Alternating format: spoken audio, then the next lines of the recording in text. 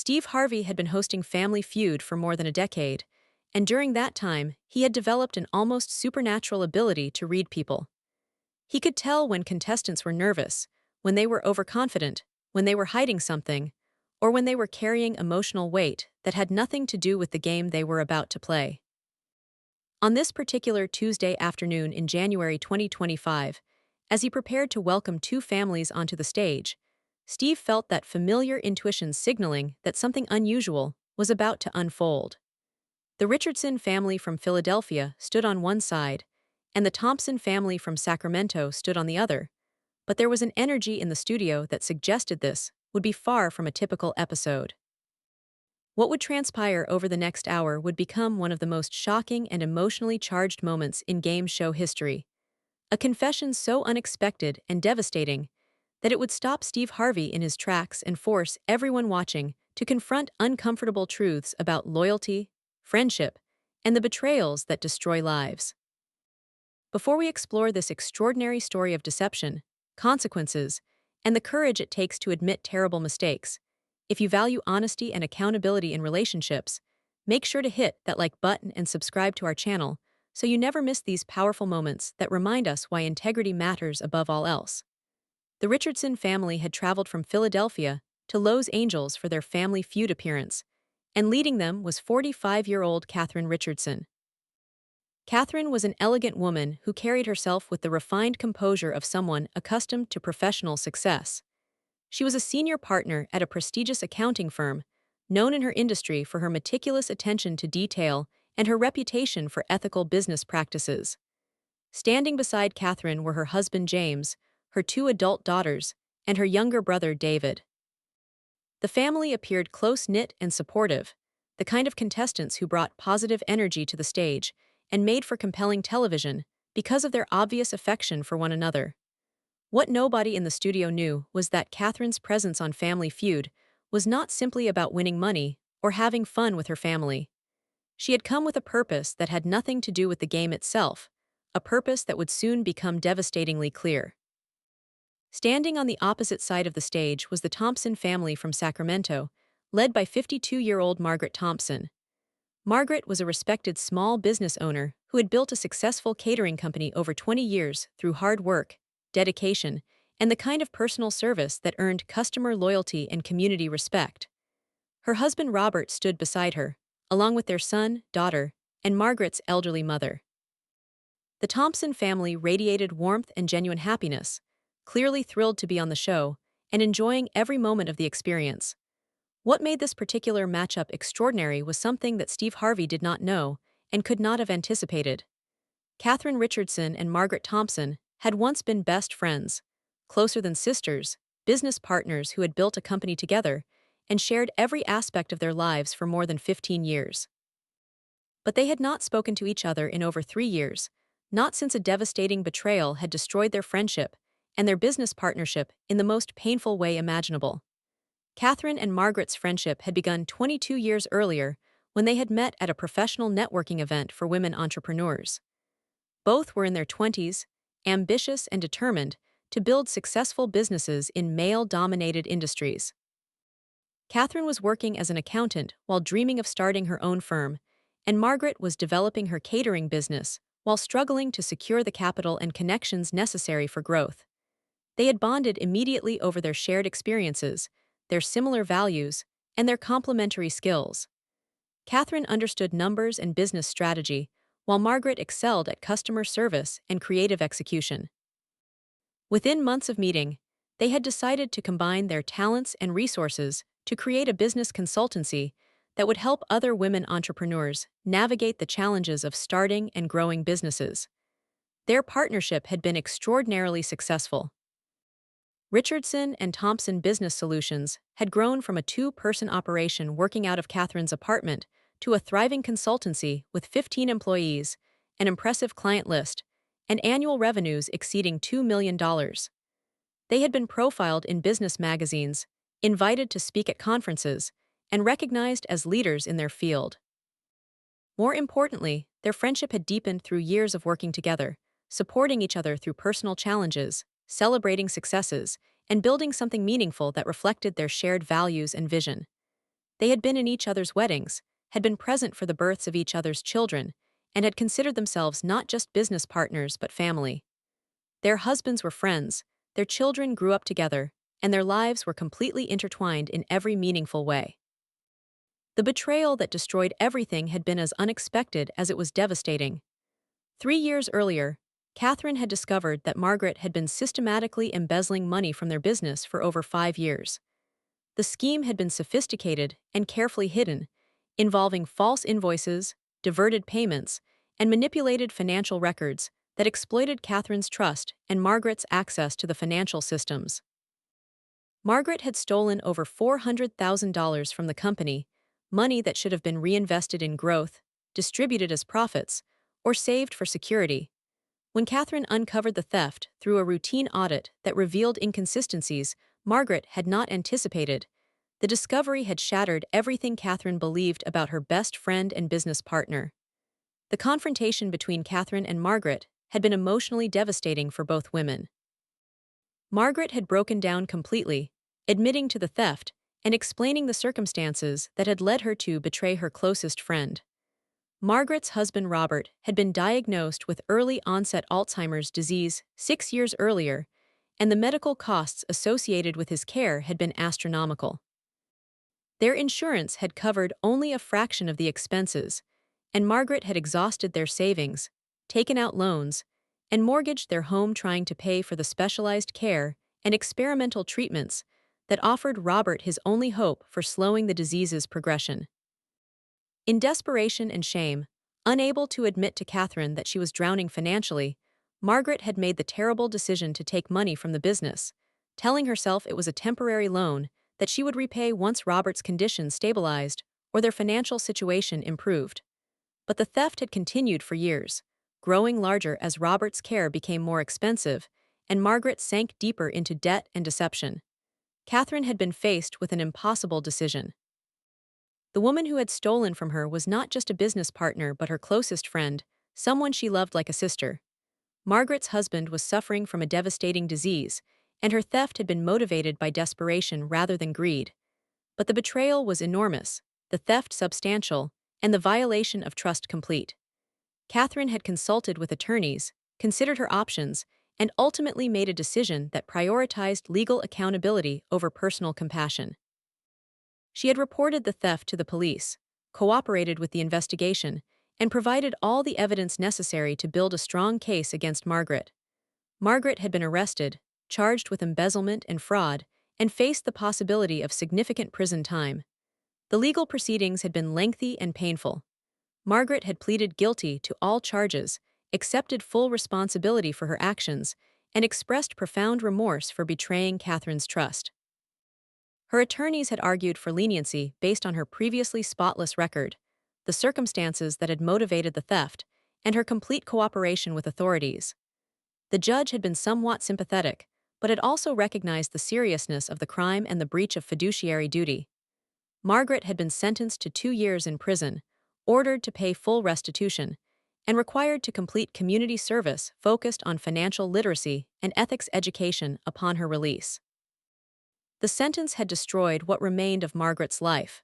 Her catering business had collapsed, her reputation had been ruined, her family had been subjected to public shame and financial devastation, and she had served 18 months in a minimum security facility before being released early for good behavior. Throughout Margaret's imprisonment and the aftermath of the case, Katherine and Margaret had not communicated directly. Katherine had been advised by her attorneys to avoid contact, and emotionally, she had needed distance from the person who had betrayed her so profoundly. The business consultancy that they had built together had been dissolved, the assets liquidated to cover debts and legal expenses, and the dream they had shared was destroyed. Katherine had eventually rebuilt her career by joining an established accounting firm as a partner, using her expertise and reputation to create a new professional identity separate from the scandal. Margaret, upon her release from prison, had struggled to find employment with a felony conviction and had eventually started a small catering business operating out of her home, serving a modest local clientele who either did not know about her past or chose to look beyond it.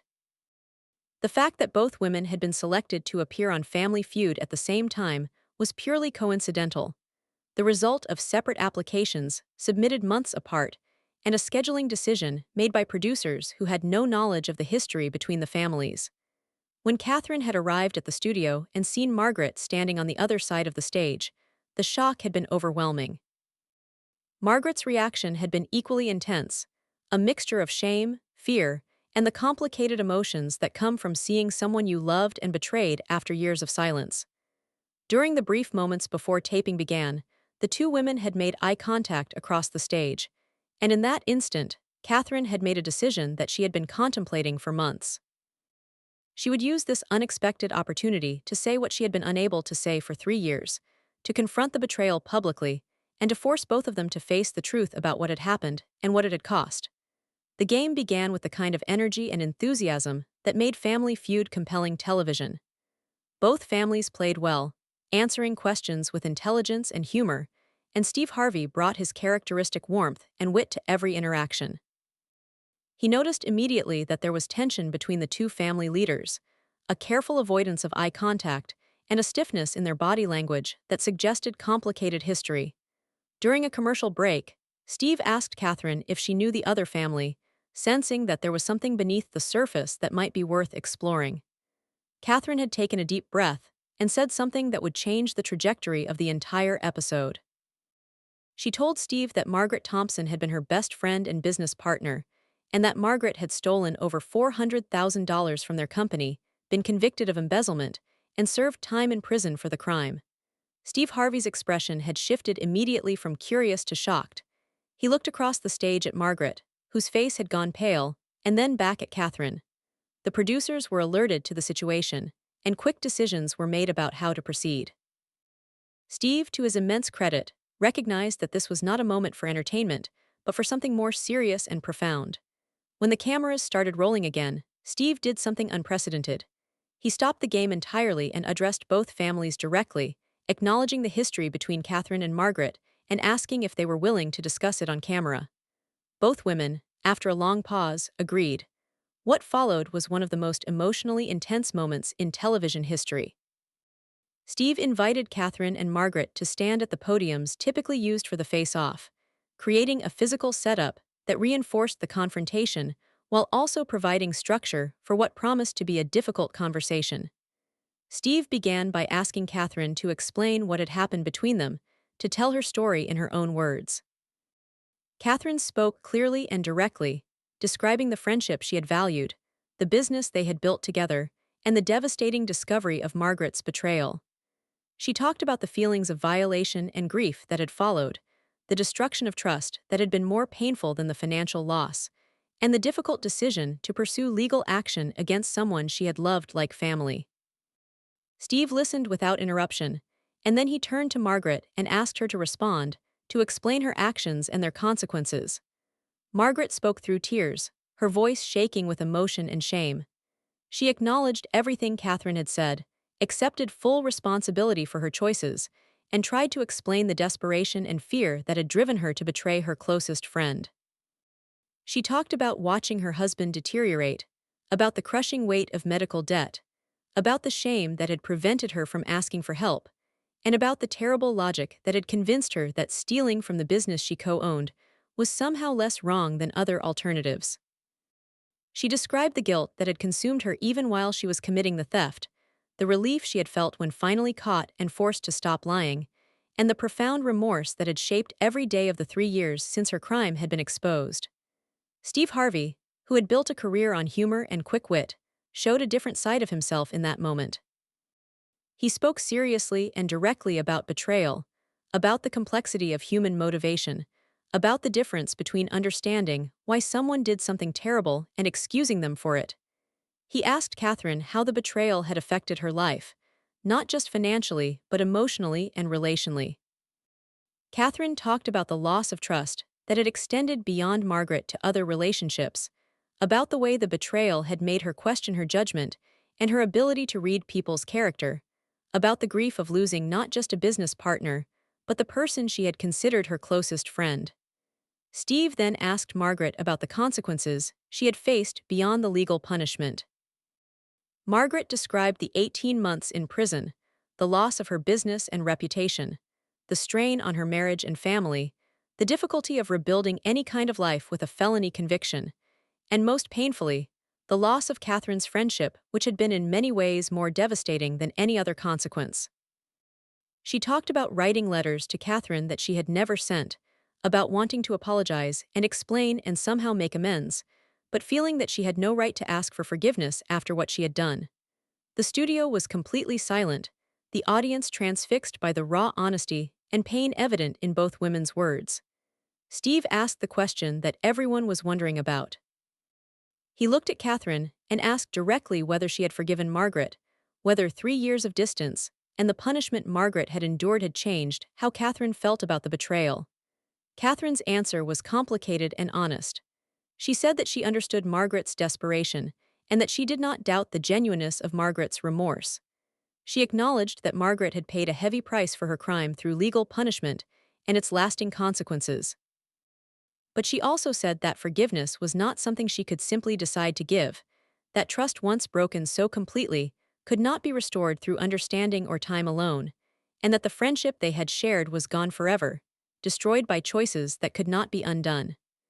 Steve nodded slowly, and then turned to Margaret with a question that would create one of the most powerful moments in the entire episode. He asked Margaret what she would say to Catherine if she had one chance to speak her truth without fear of judgment or consequence. Margaret looked directly at Catherine for the first time since the conversation had begun, and through tears she said something that would resonate with millions of viewers. She told Catherine that she was sorry, that those words were inadequate, but they were all she had. She said that she would spend the rest of her life regretting the choices that had destroyed their friendship and their shared dream. She acknowledged that she had no right to ask for forgiveness, that she understood why Catherine could not trust her again, and that she accepted the permanent loss of their relationship as a consequence she deserved. But then Margaret said something that shifted the dynamic of the entire conversation. She told Catherine that despite everything that had happened, despite the betrayal and the consequences and the years of silence, she wanted Catherine to know that their friendship had been real and meaningful, that the years they had spent building something together had been among the best years of Margaret's life, and that Catherine's decision to pursue legal action, while painful, had actually been an act of integrity that Margaret respected and understood. She said that Catherine had every right to hold her accountable, that the legal consequences had been just, and that she did not blame Catherine for choosing justice over compassion, because betrayal of that magnitude deserved serious consequences. Catherine listened to Margaret's words, and something shifted in her expression. She responded by acknowledging that she had struggled for 3 years with guilt about her decision to report Margaret to the authorities, wondering whether she should have handled things differently, whether she had been too harsh, whether her anger had overridden her compassion. But hearing Margaret validate her choice, hearing her former friend acknowledge that accountability was necessary and just, seemed to lift a weight Catherine had been carrying. She told Margaret that she did not hate her, that she had never wanted Margaret to suffer beyond what justice required, and that she hoped Margaret was able to rebuild her life and find some measure of peace. Steve Harvey, watching this exchange with obvious emotion, made a decision that would define the episode. He said that what was happening between Catherine and Margaret was more important than any game show, that sometimes television had the power to facilitate conversations that mattered beyond entertainment, and that he believed everyone watching needed to witness this moment of truth and accountability. He asked both women if they were willing to continue the conversation, to talk about what had been lost, and what might be possible moving forward. Both agreed, and what followed was a conversation about betrayal, consequences, forgiveness, and the complicated nature of relationships that survive terrible violations of trust. Catherine talked about the practical realities of what Margaret's theft had cost, not just financially, but in terms of the business they had built and the future they had planned. She described the emotional impact of discovering that the person she trusted most had been systematically deceiving her for years, the way that betrayal had damaged her ability to trust others, and had created a wound that time had not fully healed. She acknowledged that she understood the desperation that had motivated Margaret's actions, but she also insisted that understanding motivation was different from excusing behavior, and that Margaret's circumstances, however difficult, did not justify the choice to steal rather than to ask for help or to be honest about the financial crisis she was facing. Margaret listened and agreed with everything Katherine said. She acknowledged that she had made the wrong choice, that she should have been honest about her financial struggles, that she should have asked for help rather than resorting to theft. She explained that shame had been the primary barrier to honesty, that she had been embarrassed to admit that she could not afford her husband's care, that she felt she should have been able to handle the situation without burdening others, and that the initial decision to take money from the business had been followed by a cascade of deceptions that became easier with repetition, until she was trapped in a web of lies she could not escape without facing devastating consequences. Steve asked both women about their families and how the betrayal and its aftermath had affected the people they loved. Katherine talked about the impact on her husband and children, who had watched her grieve the loss of a friendship that had been central to her life, who had seen her struggle with anger and hurt, and the complicated feelings that come from being betrayed by someone you love. Margaret described the impact on her family, particularly her children, who had been subjected to public shame and judgment because of her crimes, her husband, whose illness had been complicated by the stress of her legal troubles, and her mother, who had been heartbroken to see her daughter go to prison. The conversation continued for nearly 45 minutes, far longer than any typical Family Feud episode, covering territory that ranged from the specific details of the betrayal to broader questions about friendship, trust, accountability, and redemption. Steve facilitated the discussion with remarkable skill, asking questions that pushed both women to be honest about their feelings, their regrets, and their hopes for the future. He challenged Katherine to consider whether permanent unforgiveness served any purpose beyond continued punishment, and he challenged Margaret to articulate what she had learned and how she had changed in the years since her crime. Toward the end of the conversation, Steve asked a question that brought everything to a crucial point. He asked Katherine whether she could imagine any circumstances under which she might be willing to have a relationship with Margaret again, not necessarily the friendship they had once shared, but some form of connection that acknowledged their history while respecting the boundaries created by the betrayal. Katherine considered the question carefully before answering. She said that she was not ready for friendship, that the wound was still too fresh, and the trust too completely destroyed, but that she was willing to acknowledge that Margaret had paid her debt to society, that she appeared to have genuine remorse, and that she deserved the opportunity to rebuild her life without Katherine's ongoing hostility creating additional barriers.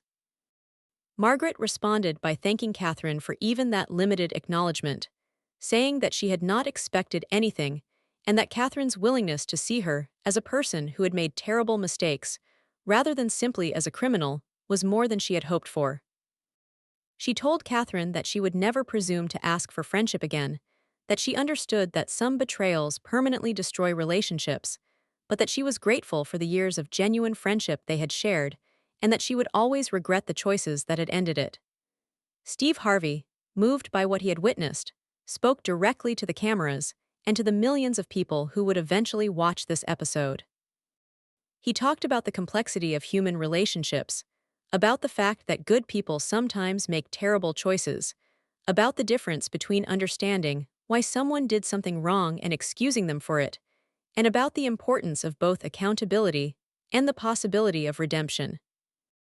He said that what Katherine and Margaret had shown was that betrayal has real consequences, that those consequences should not be minimized or avoided, but also that acknowledging someone's humanity, even after they have hurt you, is a form of strength rather than weakness. The game that had been interrupted was eventually completed, though it seemed almost incidental after the conversation that had preceded it. Both families played with a different energy, more subdued but also more focused, as if the emotional honesty they had witnessed had reminded them of what actually mattered. The questions that came up seemed almost designed to reinforce the themes that had emerged. When Steve asked to name something that is hard to rebuild once broken, Katherine answered trust, and it was the #1 response. When he asked to name something people regret, Margaret answered betraying a friend, and again, it was at the top of the board. When the episode eventually aired, edited to include the essential elements of Katherine and Margaret's conversation while respecting the privacy of some details, the response was extraordinary. The clip went viral immediately, shared millions of times across social media platforms, with commentary ranging from those who admired Catherine's strength in holding Margaret accountable to those who felt compassion for Margaret's desperate circumstances. The episode sparked national conversations about white-collar crime, about the desperation that drives people to make terrible choices, about the appropriate balance between punishment and mercy, and about whether friendship can survive betrayal of such magnitude. Catherine received thousands of messages from people who had experienced similar betrayals, thanking her for showing that it is possible to hold someone accountable while still acknowledging their humanity. Margaret received messages as well, many from people who had made serious mistakes and served time for their crimes, thanking her for being honest about her actions and their consequences, and for showing that it is possible to accept responsibility without making excuses. The conversation between the two women became a teaching tool in business ethics courses, in classes about restorative justice, and in therapy sessions with people navigating the aftermath of betrayal in their own relationships. 6 months after the episode aired, Katherine and Margaret met privately for the first time since the taping. The meeting had been facilitated by a professional mediator and was focused on completing the work of closure and understanding that had begun on the Family Feud stage. During that conversation, Katherine learned details about the extent of Robert's illness and the financial devastation it had caused that helped her understand the desperation Margaret had felt. Margaret learned about the full impact of her betrayal on Catherine's life, including struggles with anxiety and trust that had required therapy and time to address.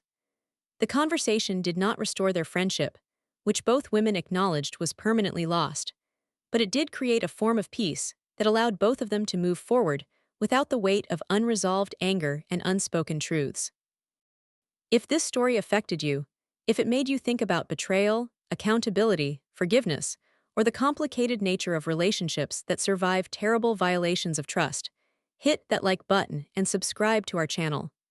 Share this with someone who needs to hear that it is possible to hold people accountable for their actions while still acknowledging their humanity. The story of Katherine and Margaret reminds us that betrayal has real and lasting consequences, that those consequences should not be minimized or excused, but also that understanding someone's desperation does not require abandoning our own need for justice and accountability. Steve Harvey flipped when he heard about this shocking betrayal because he recognized that what was happening was more important than entertainment, that sometimes television can facilitate the kind of honest conversation that people need but struggle to have, and that bearing witness to truth-telling, even when that truth is painful, serves a purpose that transcends the medium itself.